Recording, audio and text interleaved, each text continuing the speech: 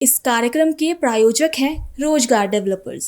नमस्कार, आप देख रहे हैं पल्स 24 न्यूज में आपके साथ दिव्या पैन्यूली। वक्त हो चला है नेशनल बुलेटिन का, लेकिन उससे पहले डालेंगे हेडलाइंस पर। लखनऊ में अंशकालिक प्रशिक्षक सम्मान समारोह का चेक वितरण कार्यक्रम का हुआ आयोजन। सीएम योगी आदित्यनाथ हुए कार्यक्रम में शामिल। कहा, बीजेपी सरकार बोलने वाली नहीं, काम करके दिखाने वाली सरकार। पंजाब के मुख्यमंत्री भगवंत मान ने बीजेपी पर साधा निशाना। कहा, बीजेपी को दूसरी पार्टियों के विधायक तोड़ने की जगह देश की ओर देना चाहिए ध्यान। दिल्ली में बीजेपी सांसद मनोज तिवारी और एनडीएमसी के उपाध्यक्ष कुलजीत सिंह चहल ने किया ऑटो और मेट्रो पर सफर। मनोज तिवारी और कुलजीत सिंह चहल ने कहा, इसमें देश, समाज और पर्यावरण की है भलाई। हजारीबाग पुलिस को मिली बड़ी कामयाबी। नशा तस्करों के खिलाफ की बड़ी कार्रवाई। 3 तस्करों को किया गिरफ्तार। तुम दोनों की मेहनत बहुत रंग लाई है बेटा, घर बहुत सुंदर बना है। ये मेरे पापा का घर। पता है, देख तेरे पापा की नेम प्लेट अपने हाथों से लगाऊंगा। नेम प्लेट तो लग चुकी पापा।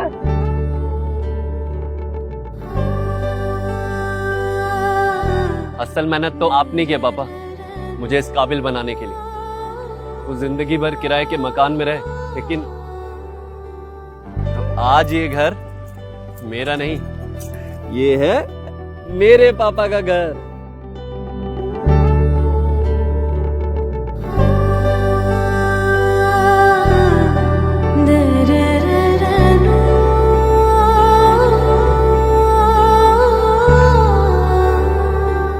उड़ान सपनों की, आंगन खुशियों का और साथ सकर्णी का।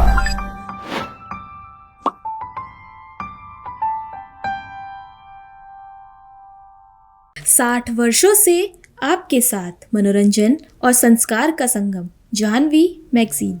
आइए अब देखते हैं खबरें विस्तार से। उत्तर प्रदेश के मुख्यमंत्री योगी आदित्यनाथ अंशकालिक प्रशिक्षक सम्मान समारोह और चेक वितरण कार्यक्रम में शामिल हुए, जहां सीएम ने एक जनसभा को संबोधित करते हुए कहा कि सरकार केवल बोल नहीं रही है बल्कि करके दिखा रही है। हमने 23 में स्वेच्छा से विद्यालय परिवर्तन का विकल्प दिया था, जिसमें 4000 से अधिक अनुदेशकों को स्वेच्छा के अनुसार विद्यालय परिवर्तन करने का अधिकार दिया है। हमने स्कूल चलो अभियान प्रारंभ किया था। ऑपरेशन कार्यकल्प और माध्यम से बेसिक शिक्षा परिसर के विद्यालयों में संस्कृतिकरण का लक्ष्य प्राप्त हुआ है और हम कह सकते हैं कि आज 96% विद्यालय ऐसे हैं जहां सभी सुविधाएं उपलब्ध हैं और जो कि आवश्यक थी। मानदेय केवल हमारी सरकार बढ़ा पाई थी 2000 रुपये, और 22 के बाद फिर 26 में आज फिर से हम लोगों ने इस मानदेय की बढ़ोतरी के साथ आज आपको यहां पे चेक भी वितरित किए हैं और तत्काल इसको लागू भी कर दिया है। पैसा आपके अकाउंट में मिल जाएगा।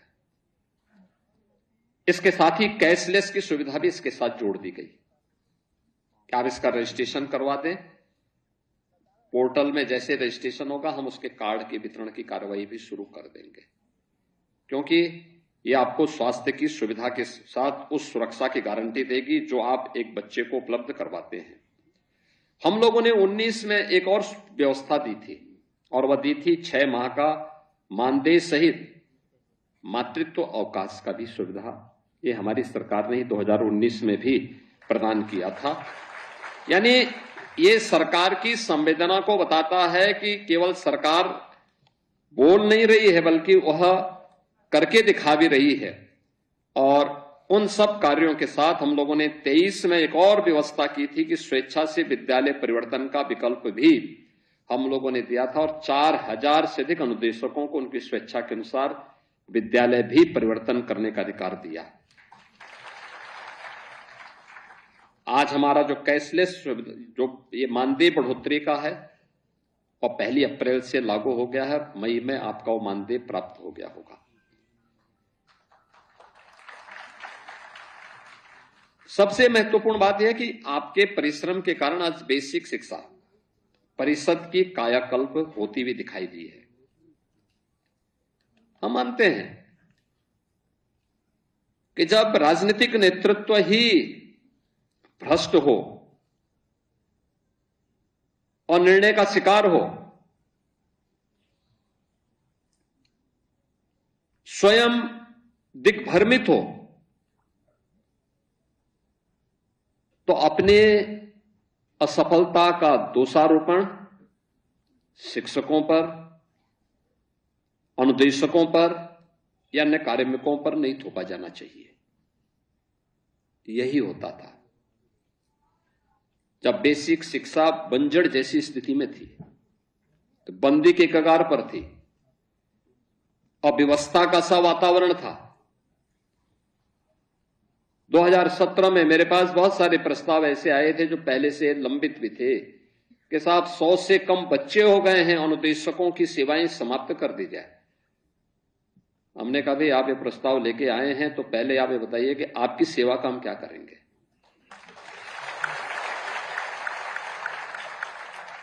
भाई सरकार की कोई पॉलिसी नहीं थी उस समय तक, न नियत साफ थी न कोई नीति थी। कैसे बेसिक शिक्षा परिषद का उद्धार होता है? और तब हम लोगों ने स्कूल चलो अभियान प्रारंभ किया था, ऑपरेशन कायाकल्प किया था। ऑपरेशन कायाकल्प के माध्यम से आज आप देखते होंगे बेसिक शिक्षा परिषद के विद्यालयों में संतृप्तिकरण का जो लक्ष्य हमारा था, हम कह सकते हैं 96% विद्यालय ऐसे हैं जहां पर वे सभी प्रकार की बुनियादी सुविधाएं उन विद्यालयों में आज उपलब्ध हो रही हैं जो एक छात्र के लिए आवश्यक थी, एक शिक्षक की दृष्टि से भी महत्वपूर्ण थी और उस विद्यालय को प्रतिस्पर्धा के योग्य बनाने के लिए भी आवश्यक थी और ड्रॉप आउट रेट को कंट्रोल करने की दृष्टि से भी आवश्यक था। ऑपरेशन कायाकल्प नीति आयोग ने एक सक्सेस स्टोरी के रूप में भी देश के सामने प्रस्तुत किया। यूपी से प्रारंभ हुआ था। आप सभी के बेसिक शिक्षा परिषद के शिक्षकों, शिक्षा मित्रों, अनुदेशकों, इन सबके प्रयासों का वो परिणाम था, उसकी सफलता। अंबाला के शहजादपुर में मुख्यमंत्री नायब सिंह सैनी ने महाराणा प्रताप जयंती पर आयोजित राज्य स्तरीय समारोह में कई बड़ी घोषणाएं की। मुख्यमंत्री ने कहा कि कुरुक्षेत्र विद्यालय में महाराणा प्रताप के नाम पर अध्ययन केंद्र और चेयर स्थापित की जाएगी। वहीं शहजादपुर के गांव बड़ागढ़ स्थित राजकीय महिला विश्वविद्यालय का नाम बदलकर महारानी पद्मावती राजकीय महाविद्यालय किया जाएगा। उन्होंने राजपूत छात्रावास के निर्माण के लिए 31 लाख रुपए, शहजादपुर के कच्चे नाले को पक्का कराने और नारायणगढ़ विधानसभा क्षेत्र में विकास कार्यों के लिए 5 करोड़ रुपए देने की घोषणा भी की है। इसके साथ ही कार्यक्रम में मुख्यमंत्री ने महाराणा प्रताप की नवीकृत प्रतिमा का अनावरण भी किया, जहां समारोह में मिजोरम के राज्यपाल जनरल डॉक्टर विजय कुमार सिंह और कृषि मंत्री श्याम सिंह राणा समेत कई नेता और गणमान्य लोग मौजूद रहे। पटना में पंजाब के मुख्यमंत्री भगवंत मान ने बीजेपी पर निशाना साधा। उन्होंने कहा कि बीजेपी को दूसरी पार्टियों के विधायक तोड़ने की जगह देश की ओर ध्यान देना चाहिए। हमारे यहाँ SIR 15 जून से शुरू होगा। ये लोग असली वोट काटकर नकली वोट बना लेते हैं और हम ऐसा पंजाब में नहीं होने देंगे। इसके साथ ही कहा कि प्रधानमंत्री नरेंद्र मोदी को बताना चाहिए कि हमारे पास सोना, पेट्रोल और LPG का स्टॉक कितना है। जो कि जगत गुरु हैं, पूरी दुनिया की मानवता की भलाई की बात करते हैं। नानक नाम चढ़दी कला तेरे पाने सर्वदा पला, पूरी दुनिया की भलाई मांगने वाली बानी है और उस बानी की रक्षा के लिए उस बानी को कोई बेअदबी ना करे, उसके साथ कोई ऐसा उसकी बानी को जो है गलियों में या ऐसे उसकी बेअदबी ना हो, उसको रोकने के लिए सख्त कानून पंजाब सरकार ने बनाया, जिसका पूरी दुनिया में बसने वाले सिखों ने और आम लोगों ने बहुत स्वागत किया है। सांसद आपके चले गए, क्या कहेंगे? राष्ट्रपति जी के साथ मैंने मीटिंग की थी। असल में वो पार्टी नहीं गई। अगर ऐसा होता है तो अभी लोकतंत्र की हत्या ही है ये कि पंजाब में बीजेपी के 117 में से 2 MLA हैं, 6 उनके राज्यसभा MP है। कैसे हो सकता है ये? तो बीजेपी को ये दूसरों की पार्टी तोड़ने का, MLA खरीदने का ये धंधा छोड़कर देश की तरफ ध्यान देना चाहिए। चुनाव में पंजाब में चुनाव है 27 में और बिहार और बंगाल जैसे हालात को लेकर चिंता है आप लोग? SIR अभी हमारे 15 जून से शुरू होगी। हमने पूरा अपने वॉलंटियर्स को कहा है कि हम ऐसे गलत जो वोट जो काट देते हैं, ये असली वोट काट देते हैं, नकली बना लेते हैं, ऐसा हम पंजाब में नहीं होने देंगे। प्रधानमंत्री की यात्रा को लेकर जो अपील की उसको क्या कहेंगे सर, पेट्रोल और सोना में? देखिए, प्रधानमंत्री जी को ये बताना चाहिए देश को कि हमारा सोने का स्टॉक कितना है, डीजल पेट्रोल का स्टॉक कितना है, LPG गैस का स्टॉक कितना है। ये इन्होंने तो अनडिक्लेयर्ड लॉकडाउन लगा दिया और खुद लोगों को ये बोल करके विदेश यात्रा ना करें, खुद विदेश यात्रा पे निकल गए। मतलब एक घर से काम करो, वर्क फ्रॉम होम करो, ये करो वो करो। ये तो बहुत लंबा लॉकडाउन निकाल, वो तो कहते हैं ना माई फ्रेंड डोनाल्ड ट्रंप, तो अपने फ्रेंड से पूछ के बता तो देना देश को कि देश की आर्थिक स्थिति क्या कैसी है हमारे देश की, और विदेश नीति क्या है। क्या इसका चुनाव में, विधानसभा चुनाव में भी असर दिखेगा पंजाब में? देखो महंगाई हो गई है, पहले इलेक्शन के समय रुक गए थे, अब 3 रुपए तेल का रेट बढ़ गया, अभी और बढ़ाने वाले हैं। अभी ये सारा फेलियर गवर्नमेंट का वो खाड़ी जंग के सर पे रख के, जंग के कंधे पे रख के चलाए। Thank you. दिल्ली में सेवा तीर्थ मेट्रो स्टेशन तक पहुंचने के लिए ईवी ऑटो का इस्तेमाल करने पर एनडीएमसी के उपाध्यक्ष कुलजीत सिंह चहल ने कहा कि प्रधानमंत्री मोदी ने राष्ट्र पहले ईंधन बचाओ का नारा दिया है, इसलिए मैं और मनोज तिवारी ऑटो से कनॉट प्लेस जाएंगे और हम मेट्रो का इस्तेमाल करेंगे, क्योंकि हम खुद कई दिनों से मेट्रो और ऑटो में सफर कर रहे हैं, इसलिए हमें कोई गर्मी महसूस नहीं हो रही है। हम उन लोगों का भी अभिवादन करेंगे जो सार्वजनिक परिवहन का इस्तेमाल करते हैं। हमने अपनी खुद की बस शटल सेवा के लिए भी शुरू की है। तो वहीं बीजेपी सांसद मनोज तिवारी ने कहा कि प्रधानमंत्री मोदी ने जो कुछ भी कहा है वह देश, समाज और पर्यावरण की भलाई के लिए है। देखिए, नरेंद्र मोदी जी हमारे देश के यशस्वी प्रधानमंत्री जी, उनकी हर इनिशिएटिव जो उसको मानेगा उसके लिए देशभक्ति है। हम देश सेवा करने के ये अलग अलग उपक्रम हैं। और आज हम लोग मंडे को देखिए, हमारे हाथ में टिकट है मेट्रो का, 21 रुपया का टिकट है मात्र, और हम अभी सीपी जाएंगे। हमारे कुलजीत चहल जी साथ हैं। नरेंद्र मोदी जी का जो भी कहना है वो इस देश और समाज की, सोसाइटी की, इन्वायरमेंट की बेहतरी के लिए है। ईंधन बचाना भी एक बहुत बड़ी देशभक्ति है।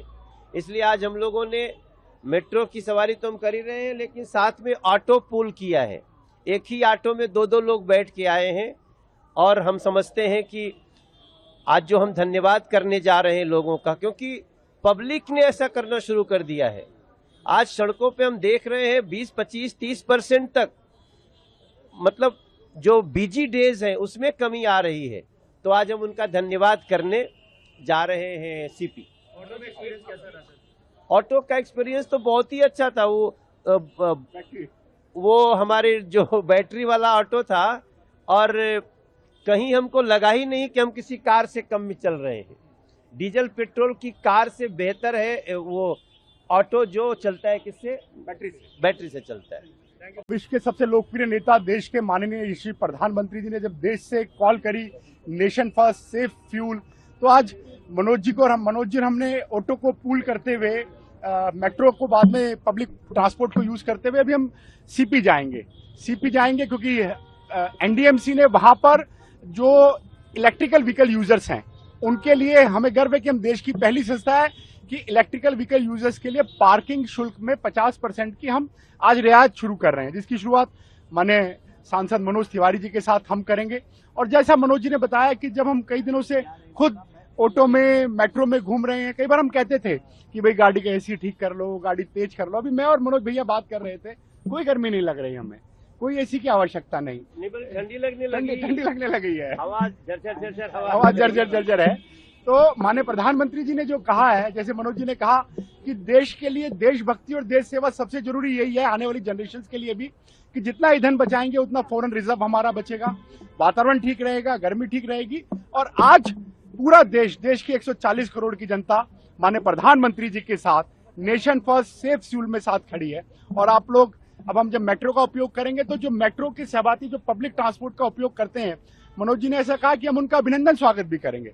तो ये चीज जो ऑटो पूल हमने शुरुआत करी है, दिल्ली की जनता से भी हम निवेदन करते हैं कि आप ऑटो पूल भी कर सकते हैं। और दिल्ली की माननीय मुख्यमंत्री जी ने एक कॉल दी थी मंडे मेट्रो, तो उस कॉल को लेते हुए मैं और हमारे माननीय सांसद मनोज जी, अब आप यहाँ से मेट्रो से चलेंगे, आपका भी अभिनंदन स्वागत है। आइए आप लोग भी। और दिल्ली की जनता से पुनः निवेदन और एनडीएमसी की जनता से कि आप जितना फ्यूल, पेट्रोल, डीजल सेव कर सकते हैं और बैटरी व्हीकल्स का यूज कर सकते हैं, ऑटो पूल कर सकते हैं। एनडीएमसी इन सब चीजों के लिए हमने अपनी बस शटल सेवा भी शुरू करी है। बस शटल सेवा जो सभी हमारे कर्मचारियों को अपने स्थान से ले रही है, तो इसको हम आगे लेके चलते हैं। धन्यवाद। आइए। जम्मू कश्मीर के श्रीनगर में पीडीपी प्रमुख महबूबा मुफ्ती ने कहा कि आरएसएस के एक वरिष्ठ नेता ने कहा कि पाकिस्तान से बातचीत होनी चाहिए। मैंने कहा बिल्कुल बातचीत होनी चाहिए, लेकिन इसकी शुरुआत कश्मीर से होनी चाहिए। हम कहते हैं कि हमारे सेंट्रल एशिया के रास्ते खोल दिए जाएं ताकि कश्मीर के लोग आज़ादी की सांस ले सके। यह काम केवल प्रधानमंत्री नरेंद्र मोदी ही कर सकते हैं। अगर प्रधानमंत्री मोदी चाहते हैं कि दुनिया में उनका नाम हो तो उन्हें कश्मीर की समस्याओं का समाधान कर देना चाहिए। मैंने लोगों से ये अपील की है कि जो खासकर श्रीनगर का हमारा वर्कर्स डिस्ट्रिक्ट कन्वेंशन था, श्रीनगर ने हमेशा यहाँ जितनी भी तहरीकें हो जदोजहद बहुत ज़्यादा की है और श्रीनगर के लोगों ने बड़ी कुर्बानियाँ दी हैं। हालांकि जब भी यहाँ कभी लोगों ने राजशुमारी का नारा दिया, कुछ लीडरों ने खुद मुख्तारी, पाकिस्तान के साथ जाएंगे, आज़ादी करेंगे, मगर किस तरह ये हासिल हो सकता है ये कभी श्रीनगर के लोगों को समझाया नहीं। आज पहली बार पीडीपी कहती है कि जो आरएसएस के सीनियर लीडर ने एक बयान दिया कि पाकिस्तान के साथ डायलॉग होना चाहिए, बातचीत होनी चाहिए, उसके हवाले से मैंने कहा कि बातचीत करना बहुत अच्छी बात है, पाकिस्तान के साथ जरूर बात करें, रास्ते भी खोले, आवाजावी भी हो, मगर उसकी शुरुआत कश्मीर से होनी चाहिए, जम्मू कश्मीर से होनी चाहिए। ईद आ रही है, हमारे लोगों को रिलीज कर दो। मुजफ्फराबाद, उड़ी, रावलाकोट पे जो कारोबार बंद है उसको खोल दो, नए रास्ते खोल दो। जो आर्मी सिविलियन एरियाज में है उनको बैरक्स में वापस भेज दो। हमारे पावर प्रोजेक्ट जो आप एनएचपीसी को दे लेते हैं, कम से कम 2 हमें वापस कर दो। डायलॉग करो, पाकिस्तान से भी करो, मगर जम्मू कश्मीर के लोगों के साथ भी करो। तो मैं कहती हूँ हमारा नक्शा बड़ा साफ है और मैं कहती हूँ कि श्रीनगर ये ओपिनियन बनाता है। हम कोई ढकी छुपी बात नहीं करते हैं, हम कोई राजशुमारी की बात नहीं करते हैं। हम कहते हैं इस कश्मीर, उस कश्मीर, पाकिस्तान, चीन, सेंट्रल एशिया के साथ हमारे रास्ते खोल दो ताकि जम्मू कश्मीर के लोग आज़ादी की सांस ले। ये यूएपीए, पीएसए, एसपा ये सब खत्म कर दो। अगर आप कहते हैं हालात ठीक हो गए हैं तो फिर लोगों के जख्मों पे मरहम लगाओ और ये काम मोदी जी कर सकते हैं क्योंकि उनके पीछे एक बहुत बड़ी ताकत है लोगों की। उनको कोई सवाल नहीं करेगा। वो लाहौर चले गए, किसी ने उनसे सवाल नहीं पूछा। यहाँ उन्होंने इतने बड़े लीडर्स की टीम भेजी हुर्रियत वालों से बात करने के लिए, किसी ने सवाल नहीं पूछा। तो मेरे कहने का मतलब है इस वक्त मोदी जी अगर चाहते हैं कि दुनिया में उनका नाम हो और हिस्ट्री में वो कुछ करके जाएं तो उनके पास सुनहरी मौका है जम्मू कश्मीर की समस्या का समाधान निकालना, जम्मू कश्मीर के लोगों के जगहों पे मरहम रखा और पाकिस्तान की शमूलियत उस किसी भी हाल में करना। मुझे लगता है ये सबसे बड़ी बात है। अमरेली के जाफराबाद प्रेस क्लब की आम बैठक में नई कार्यकारिणी का गठन किया गया, जहां पुरानी टीम को विदाई देने के बाद प्रताप भाई वरू को अध्यक्ष और गौतम भाई मालिनिया और कालूशा कनौजिया को उपाध्यक्ष चुना गया। इसके साथ ही किशोर भाई सोलंकी सहित कई लोगों की नियुक्ति की गई। ક્લબ ઓફ જાફરાબાદની મીટિંગ બોલાવવામાં આવે છે, એમાં આજરોજ મીટિંગ મળતા જાફરાબાદ પ્રેસ ક્લબના તમામ શહેર તેમજ ગામડાના પત્રકારો દ્વારા મારી આજ જાફરાબાદ પ્રેસ ક્લબના પ્રમુખ તરીકે વરણી થવા બદલ તમામ જાફરાબાદ તાલુકાના અને શહેરના પત્રકારોનો ખૂબ ખૂબ આભાર માનું છું। જય હિન્દ। दमोह में कलेक्टर ने जिले में समर्थन मूल्य पर चल रही गेहूं खरीदी केंद्रों का औचक निरीक्षण किया, जहां गौरतला खुर्द केंद्र पर किसानों ने बताया कि अनाज की खरीदी सुचारू है और कोई दिक्कत नहीं है। अबाना के कुछ किसानों ने कहा कि उनकी खरीदी अभी शुरू नहीं हुई है, जिस पर कलेक्टर ने सहायक पंजीयक सहकारी समितियां और फूड ऑफिसर रचना प्रजापति को खरीदी शुरू कर व्यवस्था सुनिश्चित करने के निर्देश दिए। बजरंगगढ़ केंद्र पर भी किसानों ने खरीदी प्रक्रिया पर संतोष बताया और किसी समस्या से इनकार किया। आज हमारे द्वारा गेहूं उपार्जन केंद्रों का निरीक्षण किया गया, जिसमें बांदकपुर पे आए बोरी जो किसानों से तौली गई थी उनको तोलवा के देखा गया, सही मात्रा पाई गई है और जैसा कि इनको निर्देशित किया गया था उसके अनुरूप उनके द्वारा प्रदर्शन बोर्ड भी लगाया गया है। किसानों से भी चर्चा की गई, उनके द्वारा बताया गया कि हमें किसी तरह की कोई परेशानी नहीं है, बारदाना भी पर्याप्त मात्रा में उपलब्ध है। केवल जो बताया कि OTP नहीं आने के कारण पर्ची विलम्ब से मिल पा रही है, तो उसके संबंध में भी हम बात करते हैं और इसका निराकरण कराते हैं। साथ ही किसान भाइयों से भी हमारा अनुरोध है, किसी तरह की कोई भी समस्या हो तो आप जो कंट्रोल रूम का नंबर दिया गया है उस पर बताएं, हम आपका समस्या दूर करने का पूरा प्रयास करेंगे। हजारीबाग पुलिस ने नशा तस्करों के खिलाफ बड़ी कार्रवाई करते हुए कोर्रा थाना क्षेत्र के दीपूगढ़ा स्थित जिब्राल्टर हाउस के पास से 3 तस्करों को गिरफ्तार किया है, जहां पुलिस ने इनके पास से 20.5 ग्राम अवैध ब्राउन शुगर, 3 स्मार्टफोन, एक बाइक और एक कार बरामद की है। जब्त ब्राउन शुगर की अनुमानित कीमत लगभग 15 लाख रुपए की बताई जा रही है। इसके साथ ही पुलिस अधीक्षक को मिली गुप्त सूचना के बाद एसडीएफओ सदर अमित आनंद के नेतृत्व में टीम गठित कर छापेमारी की गई। गिरफ्तार आरोपियों में रोशन कुमार, संदीप कुमार दांगी और सौरभ कुमार दांगी शामिल हैं। पुलिस के अनुसार सौरभ का आपराधिक इतिहास रहा है। उसके खिलाफ पहले भी एनडीपीएस एक्ट के तहत मामले दर्ज हैं। इस मामले में कोरा थाना पुलिस ने मामला दर्ज कर तीनों अपराधियों को न्यायिक हिरासत में भेज दिया है। जैसा कि पुलिस अधीक्षक महोदय द्वारा नशे के कारोबार के खिलाफ लगातार सघन अभियान चलाया जा रहा है। इसी क्रम में पुलिस अधीक्षक को सूचना प्राप्त हुई थी कि कुछ लोग नशे का कारोबार करने के लिए जिब्राल्टर हाउस दीपूगढ़ा के पास एकत्रित हो रहे हैं। इसके सत्यापन हेतु मेरे नेतृत्व में एक टीम बनाया गया था, जिसमें मेरे साथ शाहिद रजा, बड़कागांव अंचल के थाना निरीक्षक, सर्किल इंस्पेक्टर, निमधारी रजक, कोरा थाना प्रभारी, निशांत केरकट्टा, लोसिंगना थाना प्रभारी, वेद प्रकाश पांडे, पिलावल थाना प्रभारी, बिट्टू रजक एवं जो हमारे तकनीकी शाखा के कर्मी हैं और कोरा थाना के सशस्त्र बल हैं, इनके द्वारा छापामारी किया गया। और सुबह में हम लोगों ने 3 लोगों को पकड़ा, जिसका नाम है रोशन कुमार, जो लोहागढ़ा चतरा से हैं, संदीप कुमार डांगी, वो भी लोहागढ़ा चतरा से हैं, और सौरभ कुमार दांगी, जिनका वर्तमान पता शेरघाटी गया है, लेकिन इनका ननिहाल लोहागढ़ा चतरा में है। जांच के क्रम में एवं जब इनको छानबीन किया गया, इनकी तलाशी ली गई, तो कुल मिला के हमें 3 स्मार्टफोन, 20 ग्राम ब्राउन शुगर, एक अपाचे गाड़ी और एक क्रेटा कार पकड़ाया गया। अनुमानित मूल्य क्या होगी सर? अनुमानित मूल्य इसका लगभग 10 से 15 लाख तक होता है, मतलब होलसेल में जब इनको, लेकिन जब ये लोग इसको तोड़ के बेचते हैं या जो खुदरा क्रम में बेचते हैं, तब इनका रेट ऑलमोस्ट डबल हो जाता है। तो क्या ये पैडलर थे, स्टॉकिस्ट थे या होलसेलर? ये ट्रांजिट करते थे। ये चतरा से विभिन्न जगहों पे जहाँ पे भी ब्राउन शुगर मिलता है वहाँ से खरीद के लाके ये हजारीबाग में, इचाक, दीपूगढ़ा, कोर्रा और पगमिल क्षेत्र में ये सप्लाई करवाते थे। ये पैडलर से देने का काम था? जी। और इस क्रम में सौरभ कुमार डांगी, उनका पुराना आपराधिक इतिहास रहा है। वो पहले भी गिद्धौर थाना कांड संख्या 70-23 में जेल जा चुके हैं और कटकम सांडी पिलावल थाना कांड संख्या 215-25 में ये फिरार चल रहे थे। तो कल इनके पकड़े जाने से हमारे दोनों केसेस में ये उनके पास से क्या कुछ चीजें बरामद?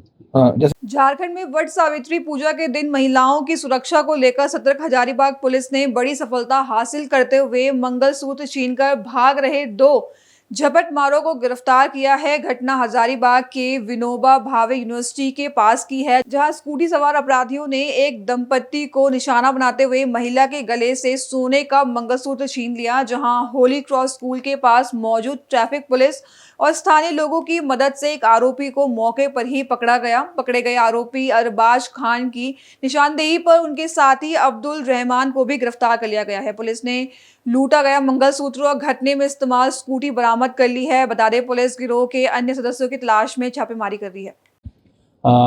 जैसा कि हम सबको पता है, कल वट सावित्री पूजा था, तो इसी में पूजा व्रतियों की सुरक्षा हेतु पुलिस अधीक्षक के नेतृत्व में पूरे जिला भर में हर जगह पे छापामारी, गश्ती एवं नाका लगाया गया था। जिस क्रम में कल एक विशेष अभियान में जो विनोबा भावे यूनिवर्सिटी के पास जो होली क्रॉस स्कूल है, वहाँ पर 2 लोग टोटल पकड़ा है, जो कि एक महिला का मंगलसूत्र छीन के भागने क्रम में सफल हुए थे। लेकिन आगे क्योंकि नाका था, तो इस क्रम में जो ट्रैफिक पुलिस के कांस्टेबल थे और जो हमारे आमजन थे, इन्होंने बहादुरी दिखाते हुए उनको एक को पकड़ा और उनके ही शिनाख्त पर जब कोरा थाना ने फिर आगे जांच कर बढ़ाया, तो उसी क्रम में जो दूसरा अभियुक्त है हमारा अब्दुल रहमान, फ्रेंड्स कॉलोनी पगमिल का, उसको गिरफ्तार किया गया था। और इनके पास से हमें एक स्कूटी और जो इनका टूटा हुआ मंगलसूत्र, सोने जैसा मंगलसूत्र जो था, वो बरामद हुआ। कुल 2 अभियुक्त है इसमें, अरबाज खान पिता शहजाद खान और अब्दुल रहमान जो फ्रेंड्स कॉलोनी पगमिल का है। और इससे ये भी हम लोग बताना चाहेंगे कि ये दोनों अभी 1 हफ्ते पहले ही जेल से छूट के बाहर आए थे, फिर से ये लोग ऐसे थे। तो हम लोग लगातार इन लोगों पर नज़र बनाए हुए हैं और हजारीबाग पुलिस जो भी ऐसे लोग हैं जो पुराने हिस्ट्री सीटर हैं, उन पर लगातार कार्रवाई कर रही है। स्थानीय लोगों का दमोह के तेंदुखेड़ा क्षेत्र में अवैध शराब तस्करी का बड़ा मामला सामने आया है, जहां जबलपुर दमोह स्टेट हाईवे पर तेज रफ्तार कार ने सड़क किनारे खड़े व्यक्ति और दुकान के बाहर खड़ी बाइक स्कूटी को टक्कर मार दी, जिससे एक धार्मिक संगठन का कार्यकर्ता घायल हो गया है। सूचने पर पहुंची तेंदुखेड़ा पुलिस ने जांच के दौरान कार से 34 पेटी अवैध शराब बरामद की है। इसके साथ ही पुलिस ने वाहन और शराब जब्त कर ली है, जबकि कार सवार आरोपी मौके से फरार हो गया है। तो वहीं घायल को अस्पताल में भर्ती कराया गया, जिसके बाद पुलिस आरोपी की तलाश कर रही है। मामला तो भौड़ी मंदिर के पास का है और 34 पेटी शराब पकड़ी गई, लेकिन मैं माननीय यहाँ के मंत्री महोदय, मुख्यमंत्री महोदय सभी से मैं निवेदन करना चाहता हूँ और कहना चाहता हूँ कि आपकी जो पुलिस प्रशासन है, आपका जो कानून व्यवस्था है, आप क्या सो रहे हैं? आप क्या कर रहे हैं? दिन दहाड़े है शराब का, अवैध शराब का व्यापार चल रहा है आपके राज्य में, आप क्या कर रहे हैं? आपकी क्या नींद लगी है? शराब ढो रहे हैं, शराब पीकर लोग मर रहे हैं, एक्सीडेंट हो रहे हैं, आप इस पर नजरअंदाज कर रहे हैं, न आपकी कोई पुलिस गौर कर रही है। शाम के दारू पीकर पुलिस थानों में पड़ी रहती है, सोती रहती है और दिन दहाड़े यहाँ से शराब ढुकती रहती है। माननीय महोदय जी से मेरा निवेदन है कि आप कड़क कानून करें कि शराब पे पूरी लगाम लगाएं। अभी वर्तमान सरकार तमिलनाडु में बनी है, वास्तव में माननीय मुख्यमंत्री जी ने 717 शराबों पर बैन लगा दिया। आपकी सरकार तो 15-20 साल से चल रही है, आप क्या कर रहे हैं? आप शराब को और बढ़ावा दे रहे हैं। ये आपको शर्म आना चाहिए कि आप जिस जनता से कुर्सी पा रहे हैं, उसी जनता को जहर पिलाकर आप मार रहे हैं। पूर्ण रूप से आप शराब बंद करिए। पूर्ण रूप से जनता तड़प रही है, एक्सीडेंट हो रहे हैं, मर रही हैं, बहनें की मांगें उजड़ रही हैं। आप कुछ नहीं कर रहे हैं, आप बैठे हैं केवल अपनी कुर्सी के लाने बड़ी बड़ी लंबे भाषण दे रहे हैं। कितनी मात्रा में शराब? 35 पेटी शराब है, अवैध शराब। कहाँ की घटना है ये घटना यहाँ भौड़ी मंदिर की यहाँ की है। सॉरी, 34 पेटी शराब है यहाँ। और आरोपी कहाँ है? आरोपी राजेश तिवारी, यहाँ के जो दुकानदार हैं बता रहे हैं, कोई सचिव है राजेश तिवारी, भी अपनी गाड़ी में बैठा कर जबलपुर साइड लेकर भाग गए। अभी के लिए बस इतना ही। खबरों के लिए बने रहे पल्स 24 न्यूज के साथ। तब तक के लिए नमस्कार। इस कार्यक्रम के प्रायोजक थे रोजगार डेवलपर्स। तुम दोनों की मेहनत बहुत रंग लाई है बेटा, घर बहुत सुंदर बना है। ये मेरे पापा का घर। पता है, देख तेरे पापा की नेम प्लेट अपने हाथों से लगाऊंगा। नेम प्लेट तो लग चुकी पापा।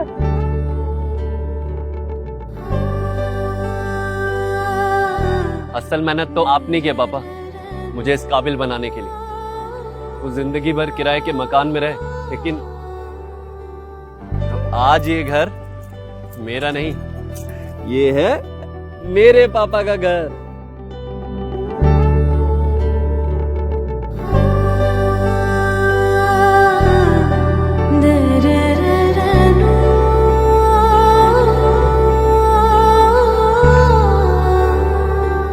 उड़ान सपनों की, आंगन खुशियों का और साथ सकर्णी का।